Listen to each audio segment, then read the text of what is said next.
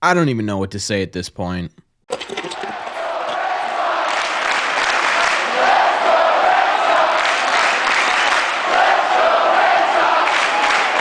What is going on, everybody? Welcome back to Red Sea Radio. My name is Corbin, and whatever voodoo doll, curse, or demonic possession the Boston Red Sox are under right now, please make it stop. Yesterday, we finally got some relatively positive news about a bunch of players on the IL, right? Rafi and Tyler O'Neill coming back pretty soon. Pavetta's making progress. Whitlock's feeling good. Just to get hit with yet another massive Red Sox injury blow that really is going to have a big impact on the 2024 season. So what we are going to do in today's videos, we are going to break down the latest Red Sox injury news, talk about who got injured, how long they could be out for, what the injury is, and obviously how this impacts the 2024 Sox. But before we get into that, do me a favor. Make sure you guys have hit that subscribe button if you haven't already. If you're new here, we talk Red Sox content almost every single day. Also, make sure you guys have hit the like button on this video as well. Just helps these videos out a ton, and it would mean a lot to me. Don't forget, all these episodes are also available on Spotify if you want to listen instead of watch as well. Link is in the description down below. Thank you all very much for clicking on this one. Let's get into it.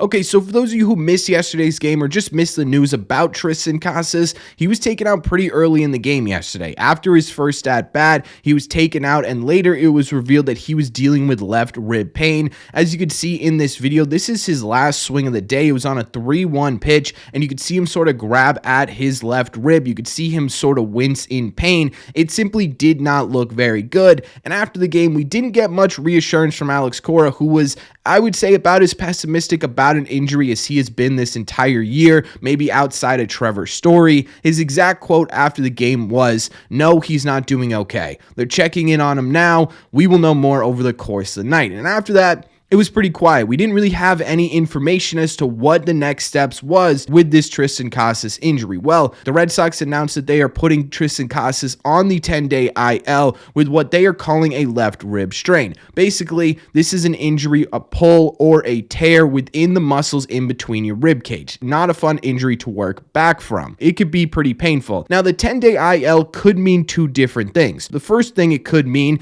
is that it could be the Red Sox felt as though Triston Casas caught this early enough. They went to a doctor. The doctor felt as though he caught it early enough, and they really do think that, hey, we'll give him a week off. We'll see how he is. This could be just a 10-day thing. The other thing this 10-day IL could be is it could be the Red Sox initial reaction to this injury. We've seen it before with guys like Trevor Story and stuff like that, and it's going to end up taking more time for Triston Casas to end up actually coming back from this injury. And to be honest with you, I'm leaning more towards this being the second option, mostly because I have also dealt with some rib strain in the past, and I'll tell you right now from firsthand experience, I did it in high school. It's still impacting me to this day. It takes a long time to get this right because you just use your rib cage so much in day-to-day use. It's hard to give it a full 100% rest and relaxation. Obviously, I don't know exactly what the extent of this strain is. If it's a mild strain, it might not be that long. If it's a moderate strain,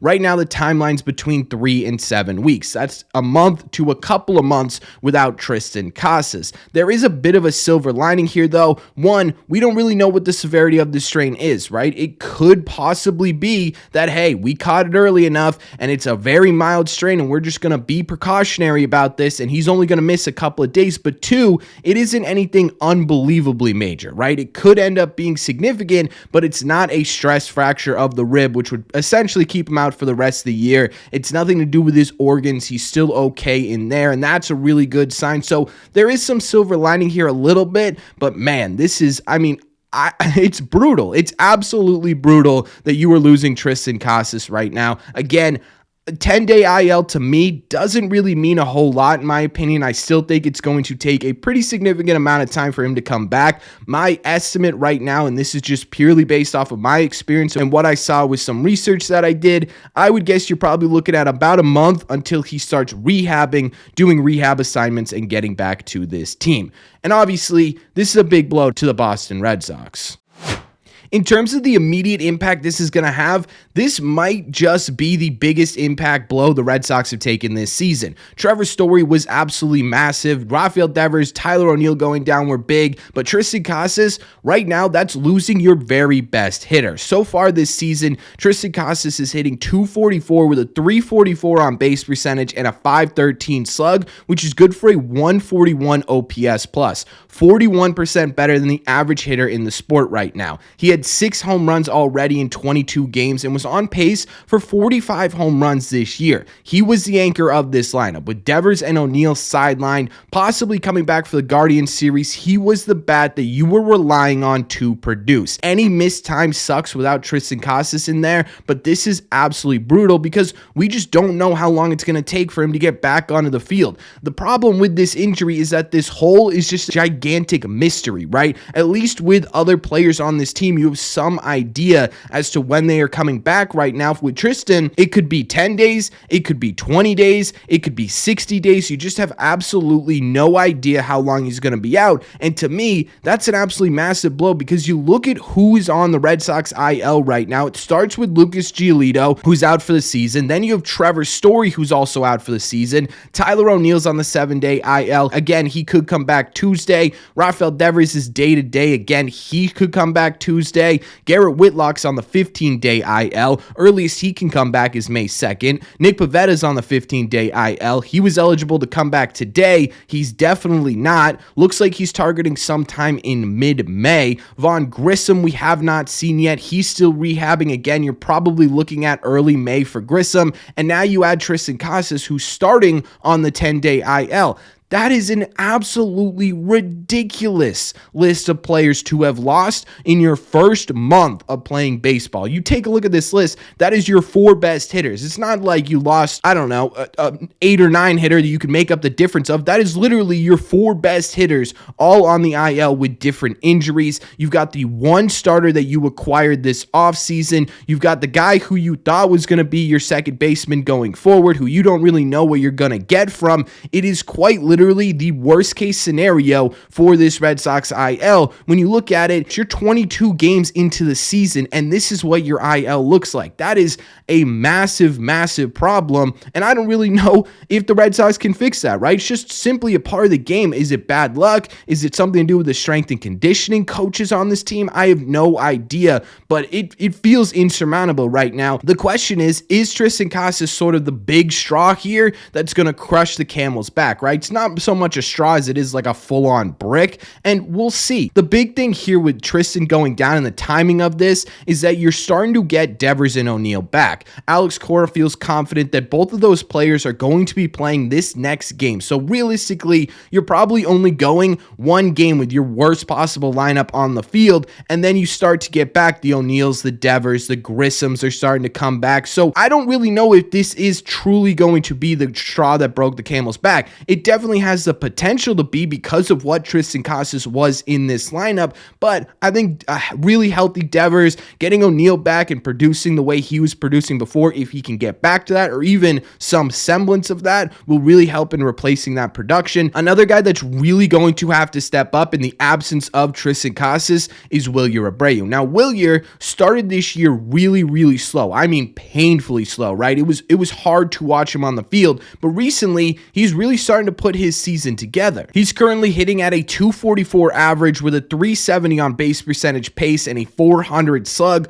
good for a .120 OPS plus. That's 20% above league average production. For a guy who started off this slow, to be at those numbers means he's been really hot lately. You're going to need him to continue to do this and step up in a big way for this team in order to make up for the absence of Triston Casas. The question is, can he actually get to that point? I don't know. I guess we're going to have to see. Is this a hot streak or is this sustainable? That's the big question, in my opinion. Really, that might be the deciding factor as to whether or not this team can survive without Triston Casas for even a minuscule amount of time. Now, in order to fill Triston Casas' spot on the roster, the Red Sox have called up catcher Tyler Heineman. honestly, he was their only option left. The Red Sox are on April 21st, again, 22 games into the regular season, and they are down to their very last 40-man roster spot position player-wise. They don't have any other options unless they want to transfer someone to the 60-day IL or DFA someone. That is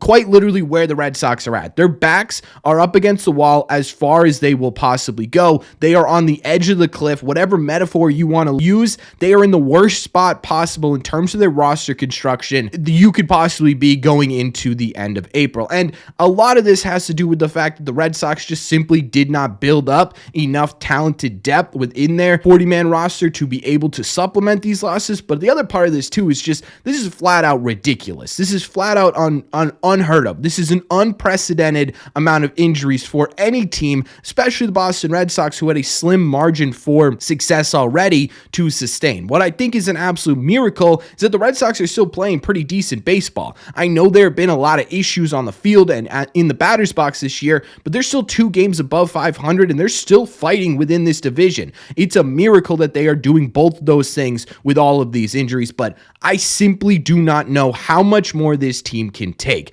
I don't know how much more us, the fans, can take. It's like every single game you're getting an injury report or someone's coming out or you're waiting with bated breath and hoping that these guys don't go down because it feels like they're just dropping like flies. This is I cannot stress enough how absolutely ridiculous this is, and I can't stress enough how much of a massive impact this is going to have on the Boston Red Sox. If they were fully healthy, I think this team's in a much better position, but they're just not. They have to find a way to battle through it, and it's going to help a lot, again, getting Devers, O'Neill, and eventually in the next, I would say, week or two, Grissom back as well is going to be instrumental for this team's success. But either way, I hate this. I absolutely hate every part of this. I hate the injury that Triston Casas sustained. I think that's going to be a problem in terms of him coming back. I think it's going to take a little bit. I hate that we lose our best hitter. I hate that this has been the 10th injury video we've made in the course of 3 weeks. There's just nothing positive right now to take out of the Red Sox current injury situation outside of, again, guys are starting to make their way back. But even then, I'm still nervous about this team overall. It's absolutely asinine. This is crazy. So let me know in the comment section down below, what do you think? What do you think about the latest Red Sox injury with Triston Casas? Are you nervous? Are you all right? Is it better than you expected? Worse than you expected? Let me know all your thoughts on the impact of losing Triston Casas in the comment section down below. And let me know your overall thoughts on the overall health of the Boston Red Sox, because something needs to change and it needs to change quick. As always, if you made it to the end of this video, do me a favor. Make sure you guys have hit that subscribe button if you haven't already. If you're new here, we talk Red Sox content almost every single day. Also, make sure you guys have hit the like button on this video as well. Helps these videos out a ton, and it would mean a lot to me. Thank you all very much for clicking on this one, and I will see you in the red seats.